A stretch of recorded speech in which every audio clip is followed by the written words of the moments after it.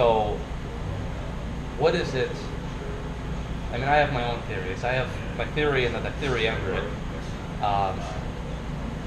What is it that makes a man great, strive for success, and also keep trying?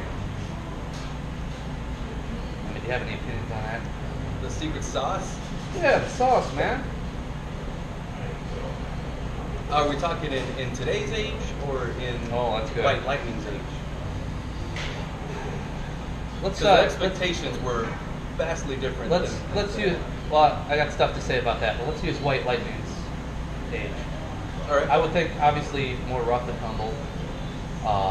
Generally more liberty in terms of you could literally just go in the woods, build yourself a cabin. You know, maybe it wasn't the smartest, maybe it was. That's just kind of the impression I got. Now they were really, supposedly they were really strict about sex lives and certain things like that. Although I hear other rumors that say that they were actually pretty open about all that stuff. Yeah, I don't know that they subscribe to the romantic type of relationship that we have today. Okay. It was more transactional. If you look at some of the more prominent forefathers, they married into wealth. Okay. There was a lot of widowship back then, just because people didn't live a long time. You look at George, good old George Washington married Martha Custis. Yeah. She had a lot of money, a lot of land. Well, certain things probably were not said or recorded, but obviously you've studied it, the history a little bit more than me, a lot more than me. No. What's your impression on side relationships and what do they call it, shotgun weddings? No one gets pregnant. And also, obviously, I mean, these men were wealthy. They were kind of like the new royalty over on this coast, and I'm aware. A lot of people are aware of marrying into wealth. Obviously, if you're a prince or a princess, or you're part of the royal family, but for the common people in Europe, and then probably most of the people over here in the West, how is that different? Well, there's a lot of questions in there. Yeah. I'll try to address a couple of them with my very novice or amateurish-like knowledge of stuff. But to go back to the tools you needed to survive yesterday. Right. I do believe in a core value system back then.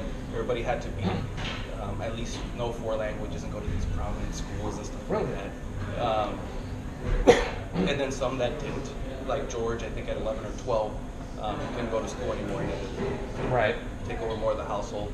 And George's mom was, for lack of a better word, a bitch. But there were certain expectations that you had to. She was a good man. She wasn't good. But there was an expectation of certain knowledge. This knowledge was power. There was enlightenment that was struggling that Ben Franklin was part of, and a lot of the forefathers. Okay. The knowledge just brought so much enlightenment. Right. And then there was the fact that you had all these people that were struggling here in the right. Well, these guys sound. West, but these guys sound privileged. They got money. They got the opportunity to learn multiple languages. But privileged or not, they were still seen as second-class citizens to the Brits, and that is a point of consternation, along with the fact that the whole taxation of representation. It was also the fact that no matter how hard the colonies worked, they were always going to be seen as less than royalty. That led to the war, but I imagine if you wake up every day pissed off about being treated as a second-class citizen, that's going to be the motivation. Work extra hard, to learn new things, to read, to go the extra mile. Whereas if you have a relatively comfortable existence and you feel generally good about yourself, what's the motivation? I mean, you'll do good enough. Well, they wanted to be seen as a superpower or as equals with the Brits. Okay. But then there was also this thought that once you get into Enlightenment, the legacy project, you want something that's going to stand the test of time. Okay. Because the frontier life, you see how finite life is. Whereas today, life is endless. Where we have a lack of legacy projects and everybody's just living and dying. Right. So where I'm going with this is, modern life is a lot more comfortable, and I don't see a lot of the same gusto. But I would say virtues. Virtues. Well, I think they also, now it's based on race. I mean, race now plays that role where you have certain people who are looked as second-class citizens, and they're doing exactly what's being done. Like, for example, well, that's the nature of people. Yeah. They want somebody to subjugate. Right. They want somebody to feel better than. And that's where we get into like the labeling of people and how we broadly categorize folks into. We want them in these nice, organized things, and we want to feel better than somebody else, which is the wrong way to look at things. So yeah, I agree with your point. I agree with your points. I was actually very surprised by that. I've talked with Bino about this. Very productive, positive stuff with that. But where I was going with this was, I feel like you need motivation, and you need like a crisis point in your life to be extra motivated. Obviously, it's like you're at boot camp, girls start yelling at you, it motivates you. Fundamentally, they could say it softly if we were logical, but because we're emotional beings and we have all these chemicals and hormones, we need something. There's something very primal about that gets us up in the morning or the night, motivates us to learn that second language, that third language, to build a cabin in the woods, to say, you know what, we're going to Europe, and we're not going to leave until we get our war funding and our rifles or whatever. So, utter tangent, fiction, Dune series. Are you gentlemen familiar with this? Dune. The David Lynch? Dune, the actual movie Dune? The books. The books. The stories. The stories, okay. Okay. Now this is where I'm lacking. Okay. So incredibly brief primer. So Dune is about, fundamentally, people having various types of crises and becoming stronger from it. So for example, they have the Reverend Mothers who get superpowers, essentially, by taking poison, surviving the poison, and in the process becoming immune to poison, getting great control over their bodies, and being able to remember their mother's memories and their mother's memories back into the mist of history. And utilize that to become successful. So Vin Diesel wasn't in any of these? No. I think he just has a gravelly voice and drives. Right? Is that what he does? He's bald. I know he's bald. I think he got that from Dune. Chronicles of Riddick? I haven't seen that. No. All right. So, the story, very briefly, of the original story Dune, and they've got a bunch of stories after in the timeline, and then a bunch in before that. Basically, it's about a kid who becomes super powerful, but he has to go through these crises of fighting the desert nomads and dealing with riding a giant worm, and he's got to do all this stuff. The rites of passage.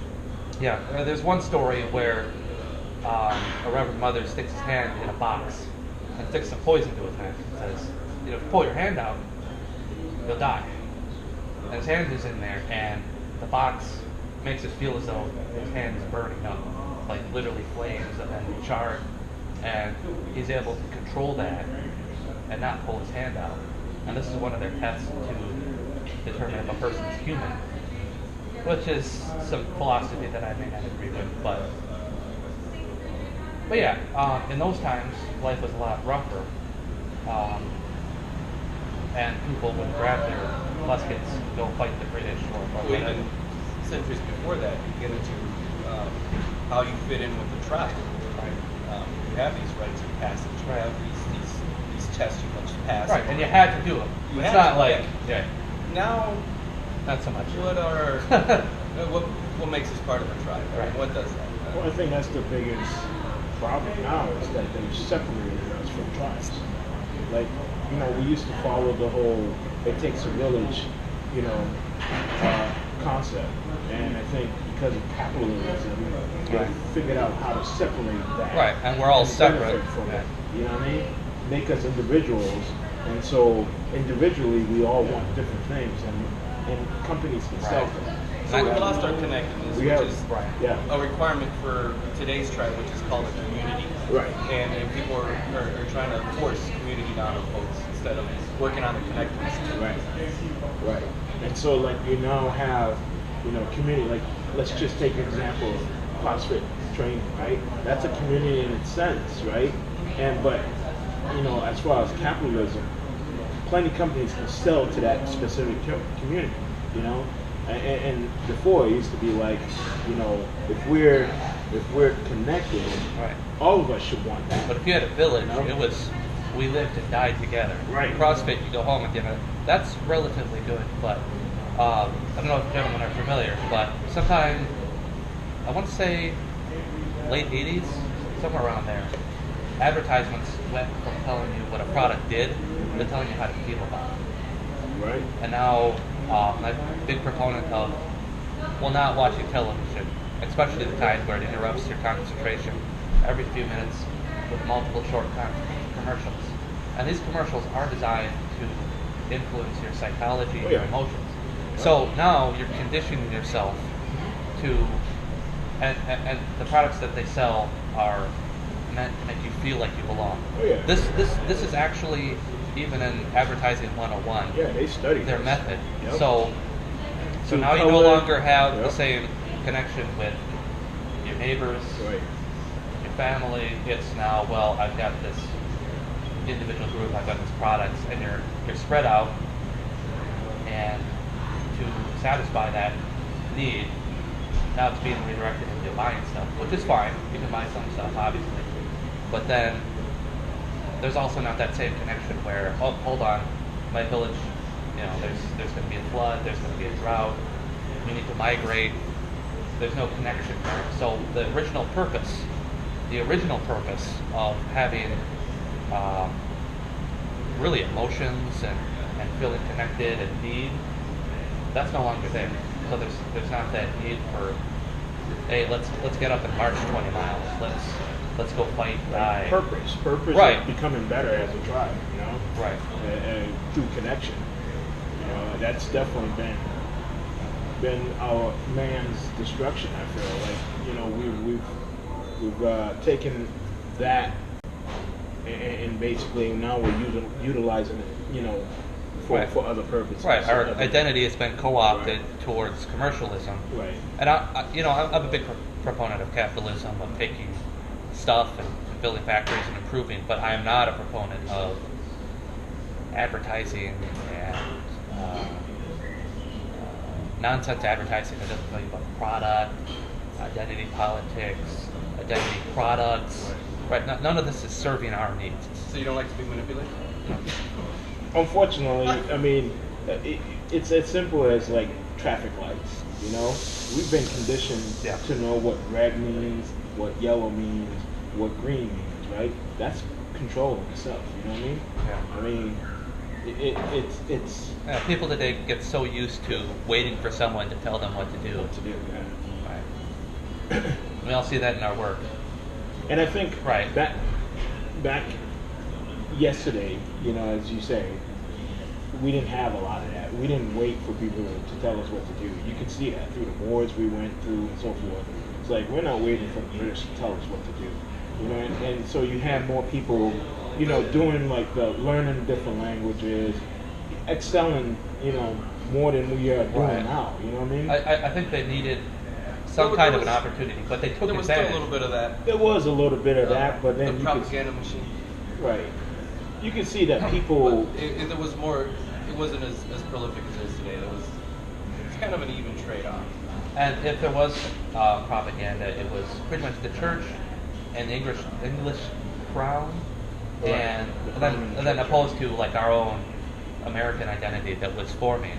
There wasn't 1,000 different products. Yeah, back And then, the crown and the church was the advertising. it was a couple of things. It They were wasn't the people who advertised. And the church was owned by the crown, Right. which helped lead to the separation Well, the of church Anglo- and state. Right. well, there was that split between Rome Oh, yeah. but yeah, that whole thing. But it was Thanks to Thomas Jefferson. right now it's a lot more diffuse. So these gentlemen, It's not the behavior economics, okay, the color psychology, and well, the big juggernaut we have today, where Yeah. everywhere you go, everything's going to be placed in a certain way Right. to appeal to certain senses and lead you down a certain path. right back then you were just happy to get some. To survive, man. Right. If you were So- at Valley Forge, you were happy if you didn't have to eat your shoe that day. So there have been theories floated around. Like here's my thinking, right? I think that men, for the most part, will tend to be quite lazy because we're, as opposed to women, we don't need a, really don't. We can be rough and tumble, but women will motivate us to do a lot more, to get a career, to dress better, to speak better. And I think there's something about that. Well, I don't know about that. I I'm don't know about lazy that either. regardless. Yeah. I've seen that hypothesis about laziness, and I put it into practice by leading a very lazy life. well, you've got that bad boy approach where you're like, you know what, I don't know. And then I had, Yeah. Let me But correct your that's village. through experience. I mean, motivation. I go back and forth on motivation. It depends on how you look at motivation. If you look at it as something you need or you require in order to take some kind of action, then that is an inefficient waste of time. You're not a 57 Oldsmobile Cutlass that needs to be like, I agree. just if you have a thought, act on it. If it's good and righteous. Well, if it's going to be progression towards something in the positive or to leading to you to be human. I can only speak for myself, but for myself, I've become a lot more motivated and energized to do projects and to improve myself and to do things like writing, which has a legacy. After I've turned my head around women, family, country, philosophy, once I started thinking about these sorts of things, it became a lot more important. Now, I did all right when I was younger, but I had no real direction. So, was that a crisis? Perhaps at one point there was a crisis in my life, but I would go so far as to theorize, and perhaps beyond the pale, that there are chemical triggers and hormones and things like that turns you from, follower to a patriarch or a leader type person who, even if no one's following you, you go out there yourself and do it alone. So, Just like me on Twitter. I did not. It's on Twitter. It's a follower joke. Okay. So, I'm an army of one. I think crisis. I mean, because we're, like I said, we've come away from it takes a village, and now we're focusing on individualism. right. And so now crises are different for everybody. It can be as small as, you know what, I'm in this room by myself and I don't like it. And then that could be your crisis to motivate yourself to do something great or something different, you know what I mean? So, but back in the day, it was like the crisis of, like, for example, It was a lot more immediate, right? It was physical, like, survival. hey, It was- these people are trying to stop us from doing this. Right. We need to try to come together. And the funny thing is like, even though it was like, Ronan and Josh may hate each other, but when something happened that affected Right. the village, you guys kind of put that aside for a little bit to overcome that specific crisis. So it motivated people Right. to come together quicker, But now look at all these crises that we're dealing with: Well, racism, capitalism. I was going to add to so that, forth. like, especially a lot of the problems that we have today. Many of them are whiny, complainy pants, neurosis. And the way I look at a neurosis is, it's when So neurosis is when, at least according to the website, The Latin Psychiatrist, it's not having full-blown psychological problems, but having really minor nervousness all throughout the day. Some might be walking around, oh, what do they think of me? What are they saying about me? Just all sorts of petty, small stuff. Not one big thing, like we need to survive, or I need to lift this really heavy object to get a car off a person, or to move this horse or something like that. Now it's the pettiest of problems, and so now we are very fragile. You know, we have to have trigger warnings, and we have to be censored. It's also a good portion of it could be attention seeking as well. Yeah. Or, right, and people with that with your following that superficiality. But that's I'm not all. getting attention That's unless, all part of being conditioned. I had a flat tire. But yes, Did you yes, change your flat yes. tire? It is because we've been conditioned to feel that we need the attention. Right. Whereas back in the day, you might be out in the woods by yourself for 8 months. I think, if I'm not confusing myself, Jack London, I mean, he went up with other gentlemen, but they went up to Alaska to mine gold. I think they were not very successful. But the cold, the winter, and the survival turned him into an author. And so then it also gave him material, but it provided an impetus to do that. Whereas if you led an easier lifestyle, and I think he did this entirely voluntarily, I think therefore probably he may have intentionally went to Alaska in part because he felt the need to drive forward. In the same way you might lift up a heavy weight to get stronger. That's where you get. That's where you're dabbling with mind, body, and soul. Yes. You've got to work on those to build that fortitude, build that resilience, and you can do that through going off into the woods or taking some big expedition, Right. or just finding some place to reflect on your life and pull lessons from it. Right. You kind of recharge yourself and strengthen yourself, and that's another thing that's missing from today's. So talk to me more about, was it Ben opinion. Franklin's horrible mother? Or George Washington. Oh, really? Okay. His mom was not the best. But it gave him magical bullet deflecting powers. I don't know where the magical bullet powers came from. That's a reference to George Washington. I do like to presume that it came across an alien artifact, like It might have. personal void shield, or There is a conspiracy theory that in Valley Forge, he went into the woods and prayed, and there was this green light that came down. Yeah. That told him, hey, Christmas is coming. Go take out the Hessians across the Delaware. Okay. Got this.